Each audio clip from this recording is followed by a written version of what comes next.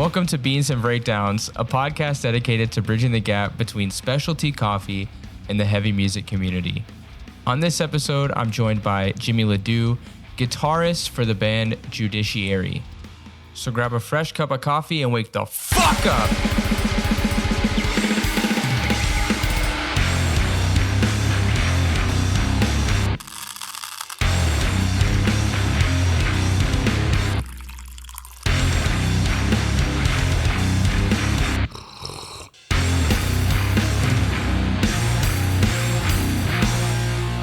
What's going on, Caffeinated crew?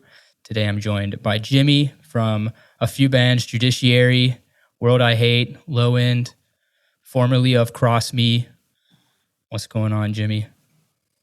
Not a lot, dude. I'm just drinking this espresso, getting jazzed up. On a Sunday afternoon. The crack of 3 p.m., dude. Just getting the day rolling. Yeah, I've had too much coffee already because I made a pot earlier in the day anticipating like the original time. And so I couldn't let it get away. So I drank almost 2 cups worth of coffee. And then you and I are riding the same wave, dude. That's it. You just got to start your day out with like a bone crushing anxiety attack and then just like ride that. That's almost pretty much, yeah. That's I think that's habitual by this point. We're so healthy. Yeah, if I don't go to the gym and like kind of work out some of those feelings, then definitely it's too much for me to handle. Have you ever drank a fuckload of coffee and then gone to the gym and then taken pre-workout on top of it? See, I would say I do pre-workout. I used to do pre-workout, but not coffee because I feel like that's just too much. There's like a limit. Yes. There's a threshold. I did it. I don't know why. It was just like habitual. I got to the gym and I just took my pre-workout and I realized like, wait, I had just had a couple shots of espresso before this. And it felt like there was ants crawling underneath my skin, dude. It was crazy. Did you, what pre-workout were you taking? You remember? I used the Ghost stuff. Okay. I was trying, my friend had Jack 3D or Jacked or whatever the fuck it's called. Yeah, I've seen that. I've never had it before. Yeah, so without caffeine on top, it makes you feel like your skin is like moving on your body. I kind of like that feeling. Like everybody talks about like, oh, it's just fucking weird. I can't do it. I'm like, I'm a fucking psycho, dude. Well, it's like your body is telling you no, like I don't want to do it anymore. But because of the effect of the pre-workout, it's like basically a drug. But it's gonna tell you like you can do more. But then your body's like, I cannot do more. Like I can't do it. So you just kind of like blowing yourself out. It's great. Yeah, man. Just take a rest day after that and just get after it. Just legs the next day. Just on a constant mission to get rid of these man titties. You know what I'm saying? Those and I'm hitting 30 this year, so I've got like the dad gut kind of going, where it's like if I don't do cardio, it will not go away. It'll just stay full force. Dude, I think I've fully accepted that my body will always look just lumpy and shitty a little bit, no matter how much I go to the gym. And it's, you gotta accept some stuff at some point. Yeah. You just come to terms with who you are, accept that, like, just know that it's not your whole identity is the way you're like, you look. Yeah, dude, like I will never look great naked. And I'm okay with that. It's fine. When I look in the mirror, I don't like what I see. Well, what are you drinking on your side? There's this local coffee shop called Anodyne that I give my money to most days of the week. This is a lavender latte and it has oat milk in it. It's fucking delicious. I do love a good lavender latte. It has not been a common thing here in the beautiful city of Montreal. I don't know why it hasn't caught on, but back in Savannah, there was a shop that did an amazing lavender mocha. Oh, that sounds badass. So good. With like a single origin Ethiopian espresso. Damn. Dude, Ethiopian coffee makes you fucking go. It do. It hits different. That's what I'm drinking today is I have Mustefa from Ethiopia. It's a roaster called KOHI. The packaging is like pretty dope looking. Looks like a tattoo. Yeah, it looks sick. But it's a single origin Ethiopian. It's got notes of like a berry smoothie and maple. So good. Sounds delicious. It's really, really good. So I've got like 500 grams of that I'm going to be sipping on. Let's ride this wave together, brother. Yes, it will carry me on through the afternoon. So you're in Milwaukee, right? Yeah. Is there a huge coffee scene there, or is it like just maybe a few shops? There's like a handful of shops that have franchised a little bit.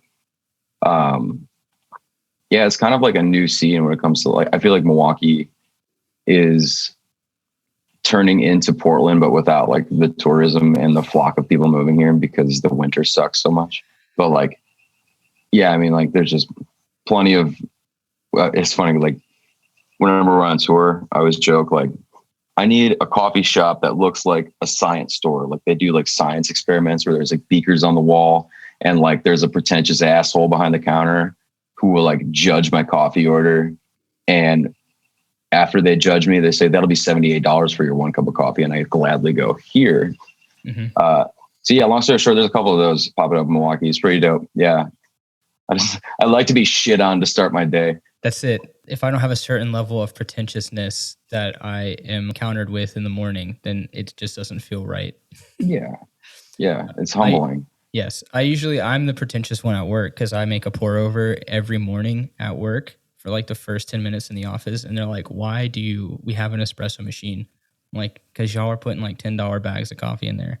And this coffee costs more than that. Exactly. And there's something about a pour over that's like relaxing and like kind of habitual, you know, you get into that routine. It's ritualistic. It's like a cognizant process to start your day.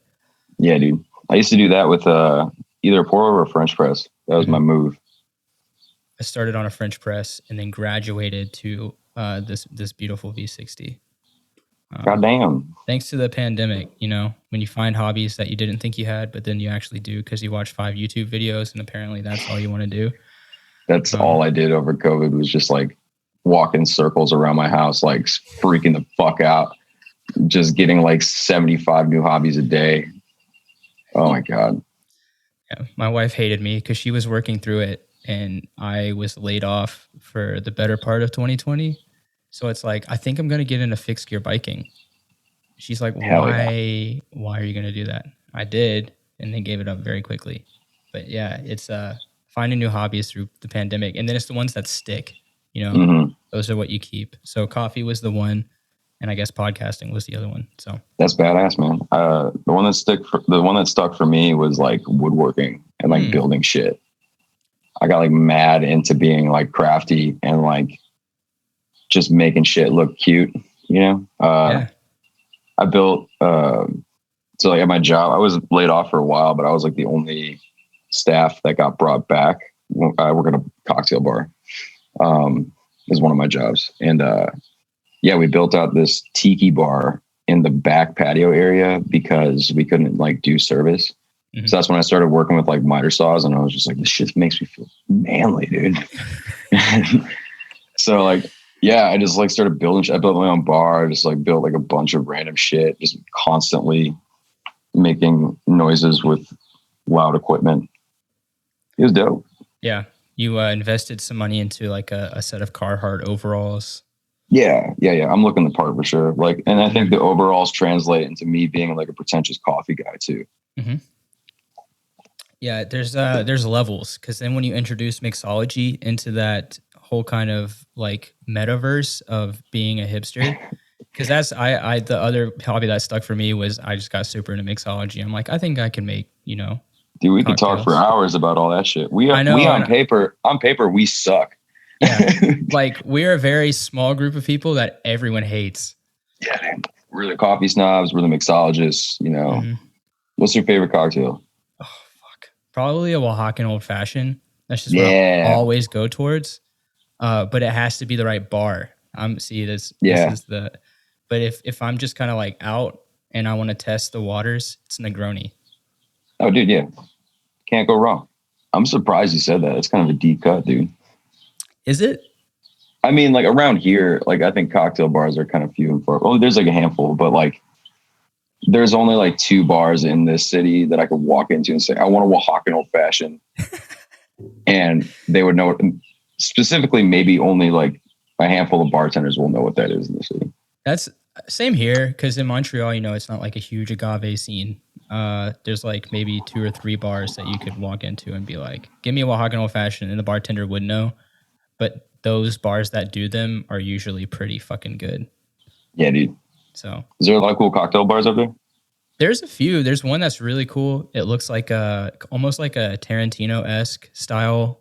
Love that shit. It's going to be at the end of a Tarantino film where like somebody comes in and shoots up the whole bar. Yeah, nice and cozy. Yeah, it used to be an old Chinese restaurant. So the menus are still like from the Chinese restaurant. And like there's this mural on this. It's very, very cool. And they actually did Negroni week. So like the anniversary for Campari, they were doing like different Negronis and different like Campari cocktails. That's rad. I'm a huge Campari fan too. Yeah, dude. It's a sick shot. Sold out on it while I was in Italy, so it's pretty good. Oh, really? Dude, if there's a way to sell out, do it on that in Italy. Oh, hell yeah. That's badass. So felt like a fucking mobster. But yeah, man. Cocktail bars here are pretty popular. They can get very douchey though. Dude, yeah. I mean, anywhere you go, it's crazy. It was tricky to find the line between like, this thing is like a career and like a slight passion of mine. I'm really into it, but like, where's the douche line? Like I have to not give a fuck to a certain extent. Like I can make you a cute ass balanced drink, but like, I don't know. I have to be just wearing a Gay Creeper shirt, I think, to balance it out. That's how you know it's a real one. Do you spend time watching YouTubers that do mixology as well? I used to. I also barber as well, so I've been like way more down the barber tube recently. But yeah, I mean, like especially over COVID and like even pre-pandemic, I was doing like a lot of like event bartending and like batching and doing events and stuff like that. So just kind of like creating drinks for menus. So I was like nerding out with all that shit. But yeah, man, now I'm just too busy. I don't even know what the fuck day it is. So. Oh, yeah, I'm not quite there. Close. Not quite. Dude, I woke up this. Sorry. No, I was saying I woke up this morning. I worked all night at the bar and I was like, all right, I got band practice at 11 a.m. And I was like, fuck. Like, dude, that's how busy I am. I don't even know what a schedule is anymore. It's all just kind of flowing together. Yeah. But, hey, I had between all of my bands this past week, it was like jam every night, Tuesday through like Thursday. And then by Friday, I was like, I don't want to fucking do anything. I'm not going to drink. I don't want to be around people. So I hear you, man. Yeah. About the barbering too. I did want to talk a little bit about that because I think that who says it, the most important people in your life are your lover and your barber, I think is what Ron Swanson said on Parks and Rec. Yeah. I agree with that. My barber is like one of my chillest friends in life. So like, how did you get into that craft? Honestly, I thought about it for years. It's like, so the reason I got into bartending to begin with was I realized that I really enjoyed providing a service and like essentially being the most underpaid therapist in the world. Like I fucking love that shit. And barbering scratches that itch the same way. And also just the hours are better, so I thought about it for years and it was like probably October of last year. I was telling my girlfriend, I was like, I think I'm like going to for real get serious about maybe thinking about getting a barber apprenticeship or whatever.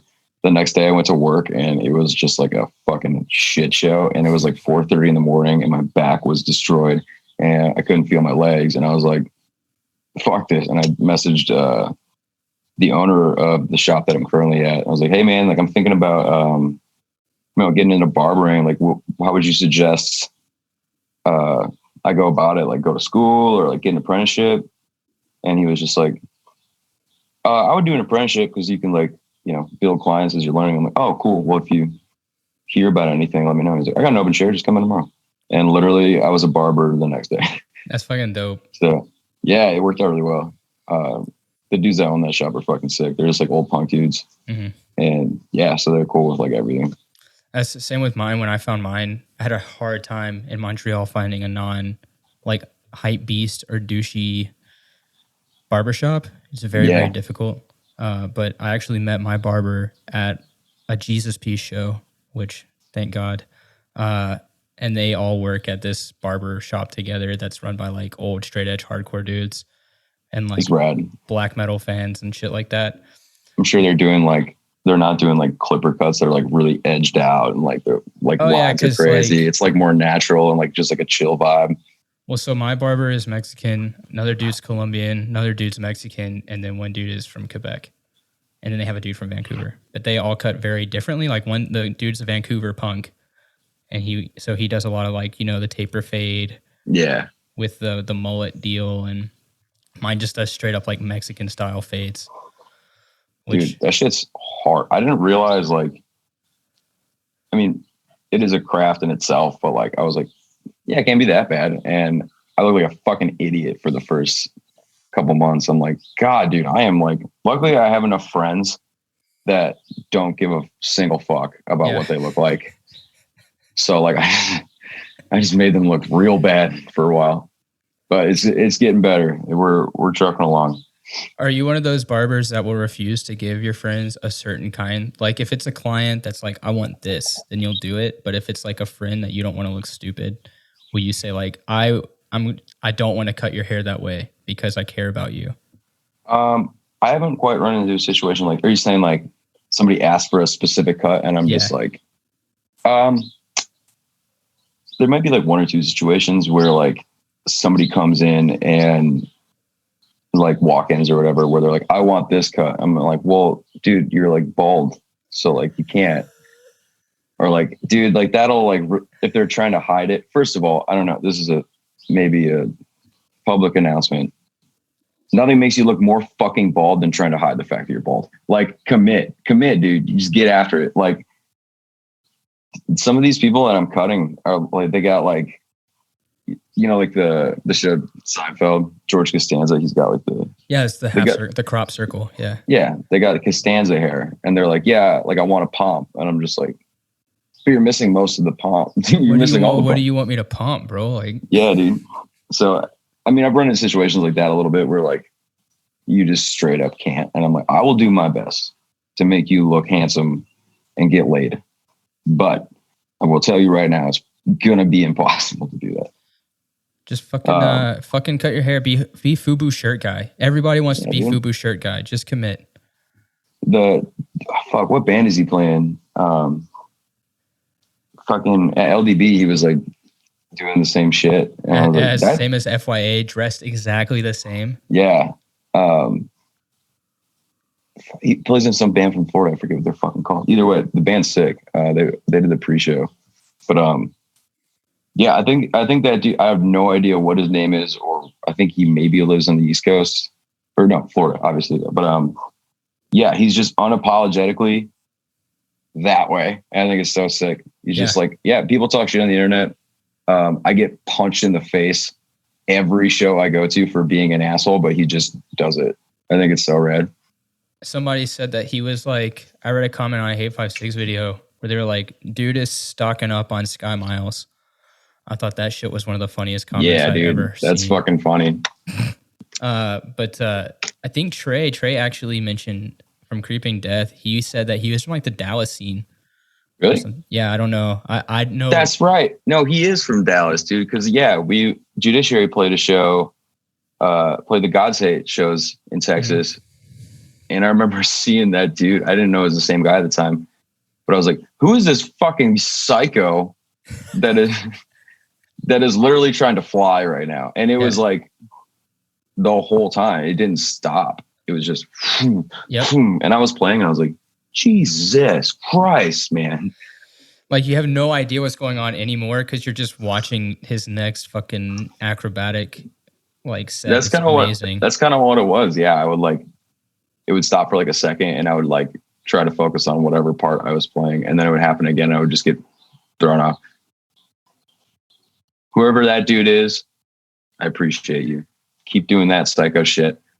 You've fully become the meme in hardcore of 2022. So congratulations. I'm sure that he planned it because he wore the same outfit the entire time at LDB and FYA. So you know what I think? I think that dude's drinking coffee and then taking pre-workout for sure.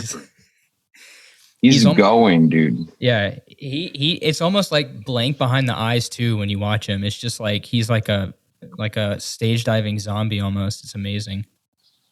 I think so sick. Fuck. I wish I had that lack of care, what people thought of me at show. That or regard for your body. That too, yeah. I was he was freaking out during God's Hate set. By freaking out, I mean like doing his thing. Yeah. During God's Hate set at LDB. And I saw him like jump into a crowd and then like walk back out into the pit. And he was like bleeding on this side of his face and just a massive black eye. And he was still doing it. I was like, respect. I don't know what pre-workout you're taking. It's working. But yeah, I would have gone down for sure. It would have been one good like hard slam that I would have been like, all right, I'll see y'all in the back. I'm gonna go drink a beer. Drink some coffee, drink a beer. Drink both together. Drink an espresso tonic. Whatever you want to do. Cheers. So yeah, growing up in the Milwaukee scene, Midwest scene, I guess it kind of overlaps. The Midwest scene is like huge though. I actually had this conversation with Brittany yesterday from Payasa, if you're familiar with that. Yeah. But she was telling me that like where she is kind of outside of Chicago and Milwaukee very much like overlaps in terms of music scene. Yeah. But it feels like it was kind of sleeper until a few years ago. What was it like growing up in that scene? I'm pulling out my old guy stops. I'm a little older than her. And I remember like when I first started going to shows, like Milwaukee hardcore bands existed. It was more like punk. Mm-hmm. I mean, historically, Milwaukee is a huge metalcore city. So you got like Seven Angels and you got like Misery Signals and like all those things, which like predates me a little bit. Coming in on the tail end of that, like proper like hardcore bands didn't really exist. We had a band, it was called Smashed In. It was like my first hardcore band. It was bad. But we were like the band, like we played like every single show that came through, and a friend of mine started booking shows, but like, for a long time, it was like non-existent. Like there was this venue called the Borg Ward. I remember seeing, Naysayer, Swamp Thing, and Brace War there. Damn. And kind of looked around and I looked at my homie and I was just like, this is a sick show. There's like 12 kids. What? Like there's like nobody. Oh shit. Yeah. Like nobody gave a fuck around here, So I largely for a lot of years was just going to Chicago for like every show. That was like my real exposure to hardcore. I remember like seeing like The Killer a lot, and the dudes who play in MH Chaos, they have this band called Bitter Thoughts. So my band Smashed In would go down to Chicago like literally every weekend and play the same show with Bitter Thoughts like every weekend in a different spot in Chicago.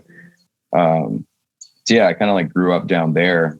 And then it was really Expire, I think, that Expire and Focused Minds kind of brought Milwaukee back, from what it was like in metalcore days, But yeah, Expire played their first show in Milwaukee and then just went on tour, and they didn't play Milwaukee again, I think, for like 3 or 4 years. Right.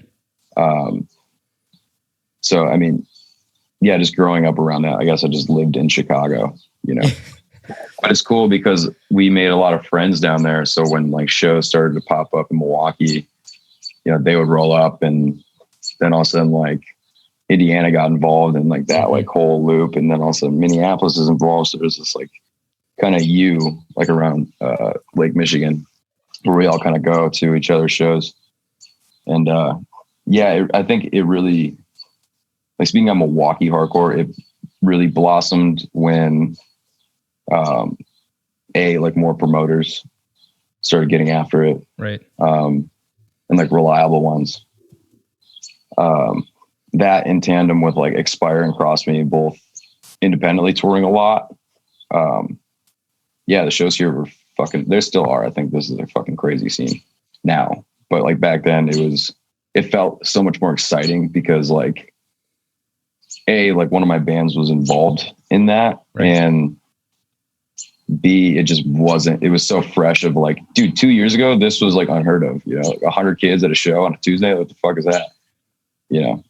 But I think now it's the coolest fucking scene. I think that's like kind of lame to say, but you have that loop that like where like all those kids are coming into town from everywhere. But I think there's a level of inclusion now that is so dope. You can literally be any walk of life and it's just fine. And when I first started going to shows, it was like I had to get fucking knocked in the face a lot before I had any friends, you know, fucking jumped on constantly. Yeah. And like, I can understand the argument for hazing. I get it. But, my face didn't appreciate it. No. But, man, it's sick. I love living in Milwaukee. I love the scene here. I think it's awesome. Yeah. It seems very similar to Ontario, kind of has that same like Southern Ontario path, if that makes sense, starting in like London by Detroit and working through towards the east, up towards Montreal. So a lot of tours will start like either Niagara or London and then go around I'm going to sound like a fucking idiot, but I think it's Lake Erie is what that big ass lake is there. And then sure, I think, or Superior. I don't fucking know. Okay. I'm not Canadian. But go around the Horn and then it'll end in like Ottawa, Quebec City, or Montreal.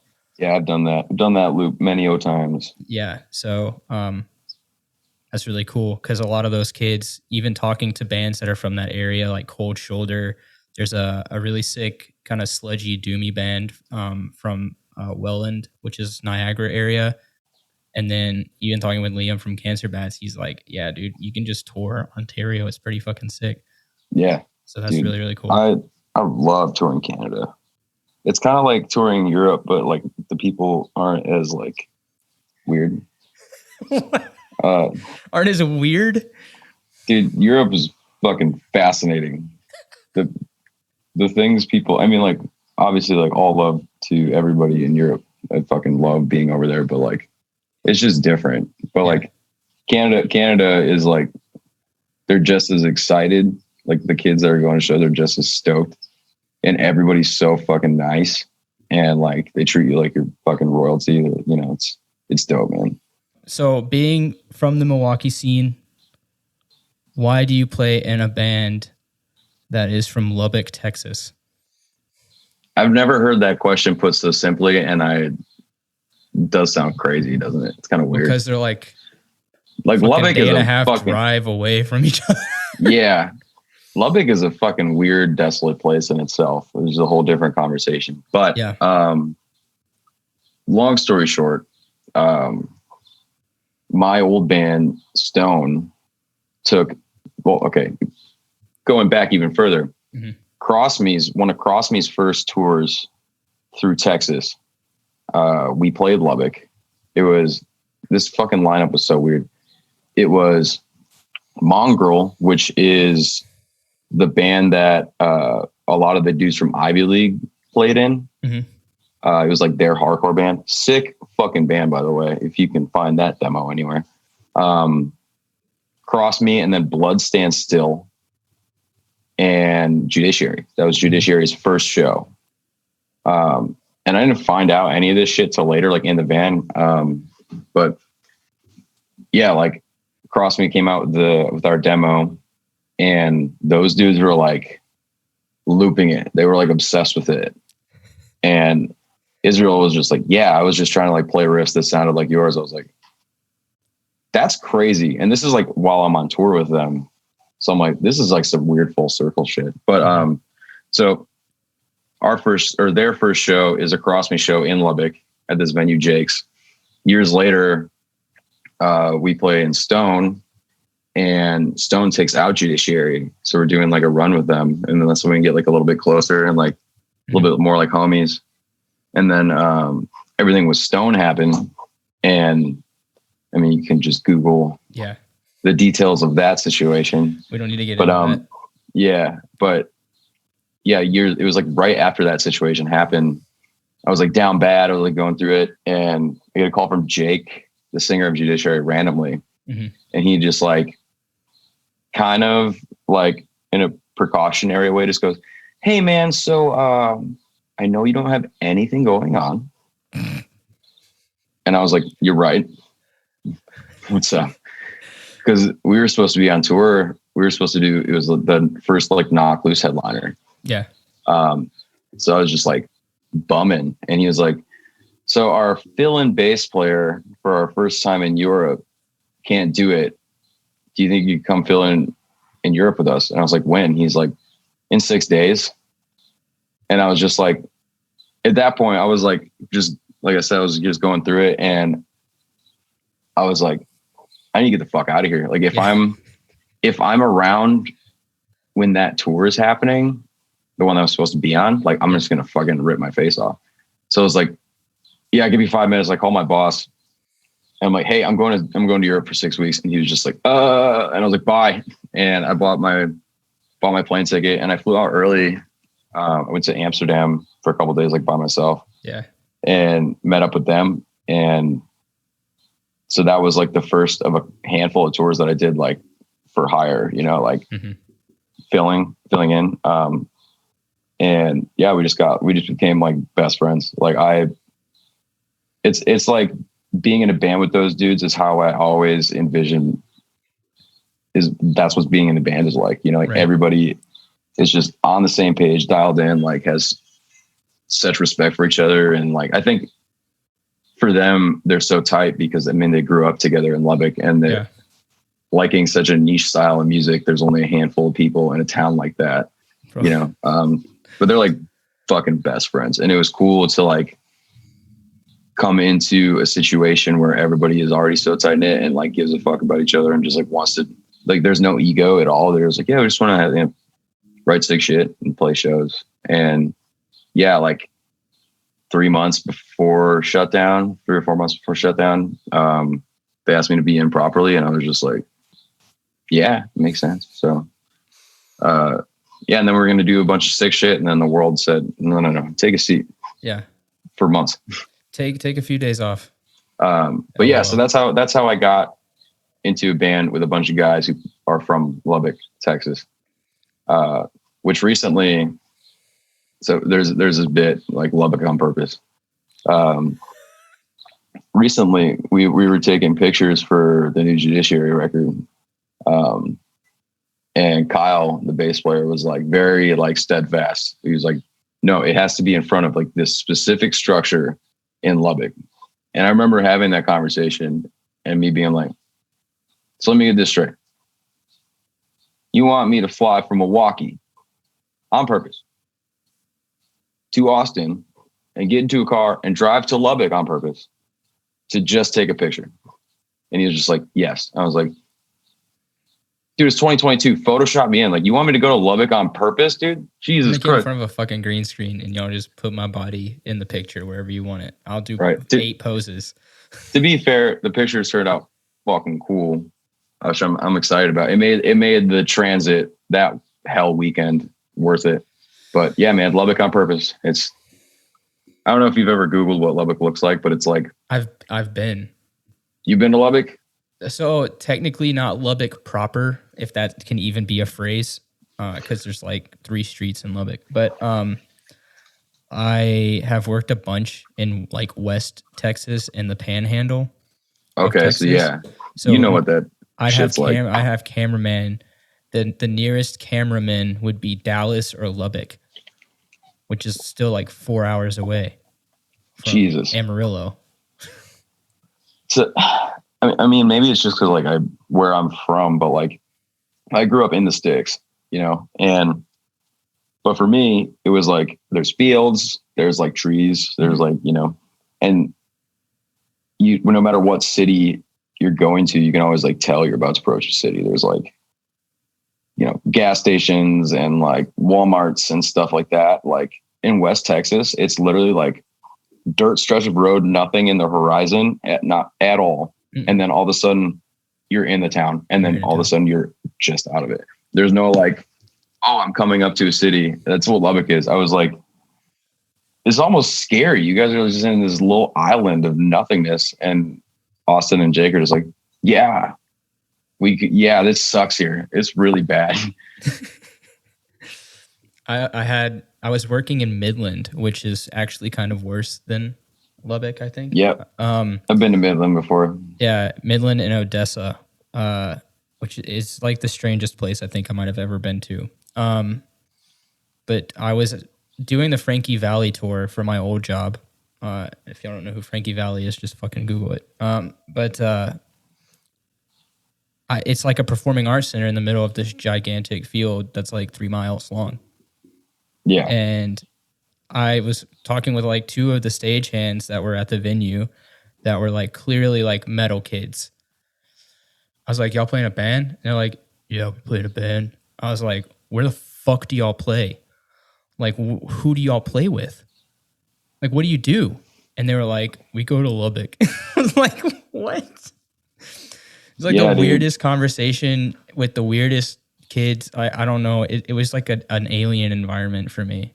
I will say though, like for like speaking on Lubbock, for having so little resources, they really did make like a cool scene. Like Jake, the singer of Judiciary, he was the promoter from what I know for like a minute. Like he brought a lot of packages through and like made that scene a thing, which is like fucking rad.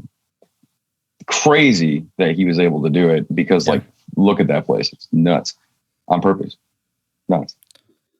But to surmise it, that's why I play in Judiciary and I go to Lubbock on purpose sometimes. It's mostly Austin because most of them live. Yeah, they moved. Yeah. You kind of have to at a certain point if you want to be a part of society as a whole.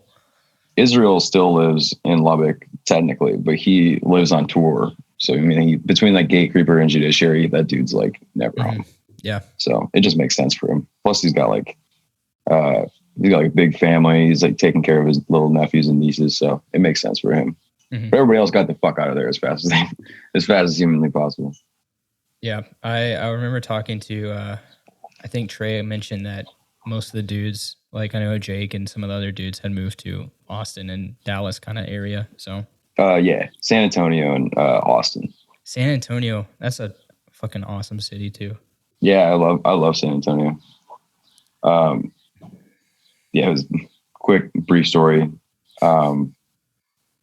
It was some Stone tour. I think it was like Stone was on tour with like Broken Teeth, and we were playing San Antonio, and we hadn't seen the Judiciary guys since like the time we toured with them.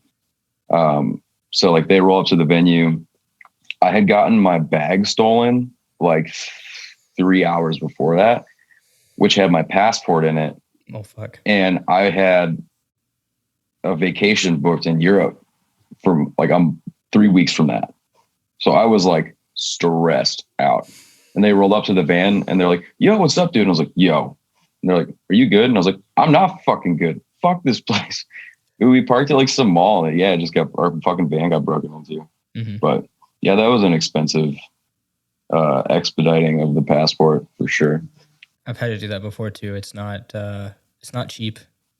Dude, it was like $1,500 because I couldn't do anything about it till I got home. So I had to go to the embassy thing in Chicago, and it was like $1,500 to get it in like 2 days or some crazy shit like that. Extreme expedited. Yeah, mine was. I had to get mine in 2 weeks, which was like $250 or something like that. So, but yeah, $1,500 for 2 days. Fuck that, bro. That's crazy. I was already committed to the vacation, and I was just like, fuck it, man. Well, because the vacation is going to cost like way more than that. So, well, yeah, I I love talking about fucking touring, and I love Texas. My wife grew up in Houston, so anytime I get to go to Houston, I'm like, fucking love Houston. I love Texas, dude. I have thought about moving down every time I fly down, because every time I get out of the plane, I'm like, oh, it doesn't hurt to be outside. This is nice. We went in what was it? We went in like September of last year. Here in Montreal, I think that was already low 30s by that point. It was getting cold. We stepped out. Canada's a fucked up different level of cold, man. Yeah. And we stepped out in Houston, and I think it was 86 degrees with like 80% humidity. I was like, love that shit. Home. Oh God. Right. I think my whole body, like my skin, all like my pores breathed in at the same time. Like, it was great. What is there anything Judiciary and World I Hate? Is there anything on the horizon for 2022? Too much stuff, man. Yeah, y'all had to let some shit go in the past 2 years, which sucks. But yeah, so the Judiciary record, the new record, is done. We're going to announce it soon. We got like the cover done. We're just getting like all like the final touches. But the record's been like, the music itself has been done for a minute. Mm-hmm. It's fucking badass, by the way. Who'd y'all do it with? We recorded with Arthur Rizek in Philly, mm-hmm. and then Will Putney put mix and master on it. Nice. Which is like, from what I know, those two dudes have always like admired each other from afar, mm-hmm. But have never like gotten to work together or communicate really. So this was an opportunity to bring them together, I guess. And I thought it was sick because like Arthur has done like sick metal project. Like he did like power trip stuff. So like, and there's like a feel of rawness to it that he's able to capture. And Putney is really good on like the polished side of things. Like he was able to, like sonically, it just sounds like aggressive, but smoother, you know? So yeah, I was really excited to see how those two would like blend together, and it sounds fucking crazy. I think it's definitely the most proud I've ever been for any music I've touched. It's rad. I can't wait for it to be out because I've been sitting on these songs for like forever, and it's like edging on like getting out there. But yeah, so with that, I mean, we got some shows coming up with Judiciary. We're going to do the Oblivion Access thing in Austin, just like fests here and there. Shows aren't announced yet, but they're actually going to get on a plane for the first time and fly up by me. So that's cool. We can go to Milwaukee on purpose. Oh, nice. Yeah. Yeah. And we're doing Europe in June. So we'll do a handful of shows out there. We're playing Hellfest, which will be insane. It's going to be crazy. Dude, yeah. That's like one of those flyers that I posted the flyer, and then I had like people reaching out to me being like, "You're playing with Metallica?" I'm like, "That's a crazy." Yeah, I'm playing with Metallica. It's a nuts sentence to say. Didn't think about that one, but yeah. Yeah, it's cool. Like, I feel like pictures and videos from that I can show my mom, and she'll be like, "So you actually play in a band? That's nice. That's good." Yeah. Well, yeah, only for 12 years. That's all right. It's not just for fun. Yeah.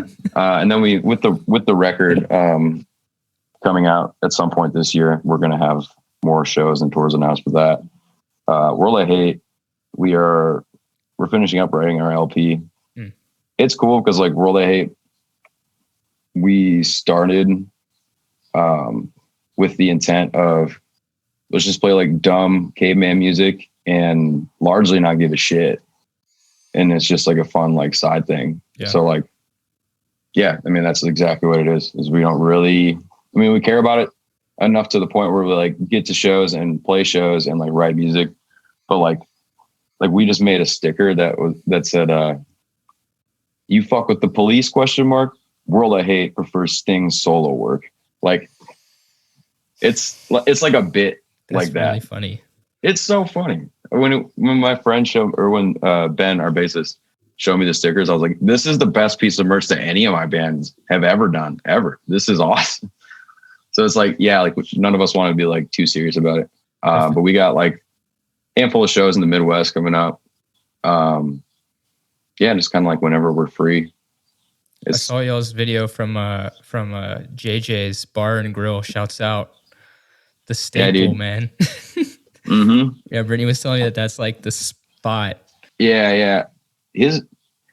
It's funny because his house, like, he just gave it that name. Mm-hmm. It's JJ's Bar and Grill, but like there is a JJ's bar that's like 30 miles away. So it's far enough to be annoying as fuck if you Google it. Yeah. So there's bands that'll roll through that are playing that house and go to this other venue and just be like, what the fuck?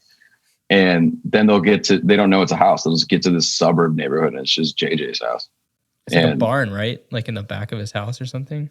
No, it's like picture like suburban ass neighborhood. Like nice houses. It's the basement of his fucking house. That's amazing. Yeah, he's done a lot for this scene. Like he's like bringing through tours. He's doing some like proper promotion now, like for an agency, and yeah, he's crushing it. But yeah, between that and there's this venue, X-Ray Arcade here, and there's this venue called Cactus Club. The city's been able to get like a lot of cool packages through. Yeah, man, it's been dope. We just kind of Whirly Hay just kind of plays whatever we feel like it, and I'm the one that technically has the least obligation. On paper, has the least obligations. Like everybody's got real jobs and like fucking just chilling. Feels very God's hate-esque in nature, where it's like caveman shit with like just stupid merch. I love that shit. Yes, we just wanted to make a band that worshipped Think I Care and Mind Eraser and make funny t-shirts. Yeah, and we're doing it. It's great. It's like seeing kids start getting money and we do stupid shit. That's it. Yes. Bring it back. Yeah, man, that's about all I got coming up. Me and Mitch were talking about writing Cross Me songs, which would be cool. So we'll kind of get a vibe check on that. That'll be dope. Yeah, man. Bring some of that shit back. I don't know if I could play that fast anymore. It's fast. It's pretty thrashy. Yeah, man. I was telling the story the other day. Like when we wrote the Cross Me demo, I was like 17, 18, and like I'd never been in a studio before, so I didn't know how studios worked. So I thought that it was like the 60s where everything was analog, where you like fucking had to nail it. Right. So we write this demo and we like, I don't know if you've like played sports when you were younger, but like we ran practice like drill where it was like fucking, we played it through and if you fucked up, you restarted it. Yeah. Like suicides. Yeah. And like, I don't know if you've ever listened to that demo, but like it is fast. It's like so fast. Like I couldn't do that with my hands right now if I wanted to. And Mitch, it's insane that he even was able to do that. But we get into the studio to record this fucking thing. And like 2 tries, we like nailed the demo. Just like, that's it. And my friend Shane, who was recording us, was like, how long have you been a band? And we're just like, this is our first thing. He's like, you guys are the tightest band I've ever recorded. He's like, I don't even need to do a lot of editing. This is crazy. And we're like, you can edit? He's like, yeah, dude. Like, that's why I have this crazy program. This like, computer. Yeah. And I was like, oh, well, sure. But it honestly made us like when we were starting to play shows, it made us just like a tight fucking band. Like, yeah, man. I think that story is funny as fuck. It's tight. Well, Jimmy, this has been so fun. I feel very hyper, even though I haven't taken any pre-workout. I've drank a lot of coffee. So I'm definitely it be hitting. Yes, sir. I just have one last question before we go. What's your favorite city for beans and breakdowns? Okay, so those are 2 different things, and they're 2 very big umbrella topics. Are we talking like it's my favorite city for coffee, or what's my favorite city for you, or what's my favorite city for breakdowns? Wait, that's 3 topics. Yeah, I added one in there because I just thought it was crazy. I say Vancouver or Seattle.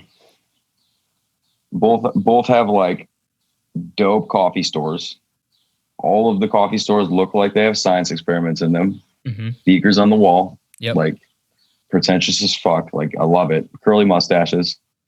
They give you coffee that like gives you a bone crushing anxiety attacks. We got that. And the shows in both Seattle and Vancouver are fucking sick. Like that's like probably my favorite area of the country to play, or countries to play. Just like geographically it's gorgeous, and like the shows rock, and like you're in fucking Pacific Northwest. Like, I love that shit. You can go cliff diving if you want to. Yeah, dude. I think it was Jim Gaffigan had a bit that was like, everybody in the Northwest like looks like they're ready for an impromptu hike at any moment. And it's so true, dude. It's like everybody's just like swagged out in Patagonia and like LLB and everything. Like but yeah, man. The khakis rolled up with like the 5-panel, like the breathable 5-panel hats. Yeah, dude. Everyone. It's great. I love it. Well, awesome. Jimmy, again, I really appreciate you hanging out. Super excited for the Judiciary, the new album. It's been a minute since we've had a full length, so super looking forward to it. Yeah, man. I'm excited for it to be out. Appreciate you having me on. I was looking forward to it. Yeah, me too. It's a great time. Feels like I was chilling with a homie. So now we are, dude. Yeah. Well, enjoy the rest of your Sunday. Hopefully you don't have to work too hard tonight. You don't have to work tonight. You have to work tonight. Fuck no. It's my day off today. That's right. I'm big chilling. Big chilling. Well, enjoy the rest of your Sunday. Take it easy. Yeah, man. I appreciate you.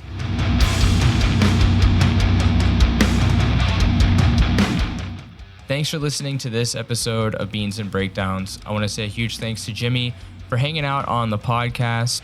Be sure to check out music from Judiciary, World I Hate, and Low End.